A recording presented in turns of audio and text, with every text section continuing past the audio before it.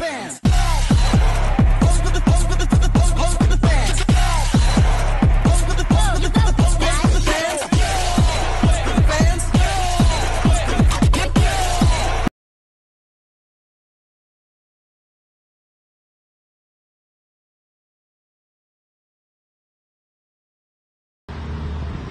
is a locomotor movement that involves moving the body from one place to another, such as a baby rolling from their back to their stomach. It is a conditional mental movement skill that helps a person develop coordination and spatial awareness. There are two types of rolling: log rolling, where the body moves as a single unit, and segmental rolling, where the movement starts with the head and is followed by the rest of the body in a more rotational way. Enhanced neuromuscular control and coordination. Rolling requires the body segments, head, neck, trunk, and extremities to work in a coordinated sequence, which improves communication between the brain, nerves, and muscles. Straightness core muscles. The movements involved in rolling engage and strength the depth, abdominal, and back muscles, leading to improved core stability. Improves balance and stability by practicing weight shifting and controlling the body. Increase mobility and flexibility.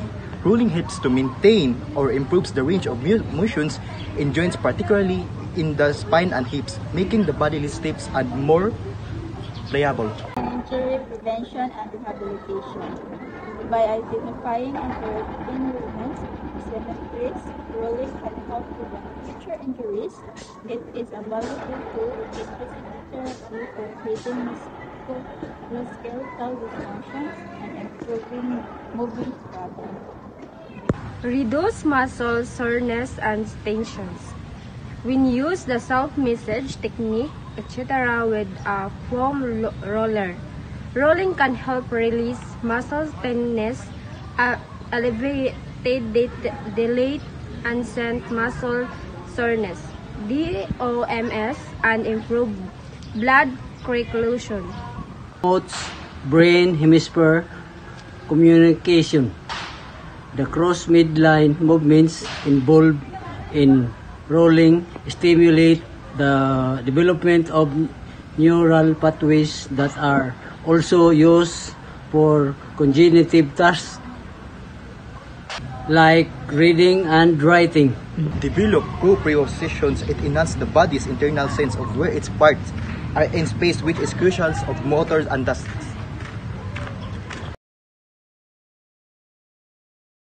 Infant development rolling.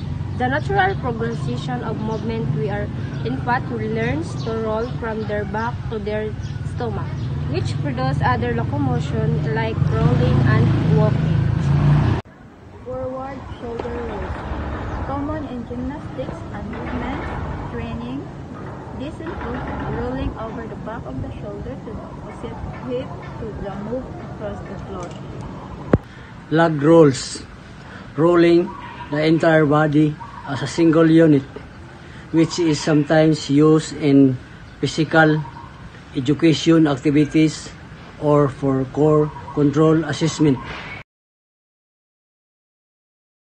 Developing core stability.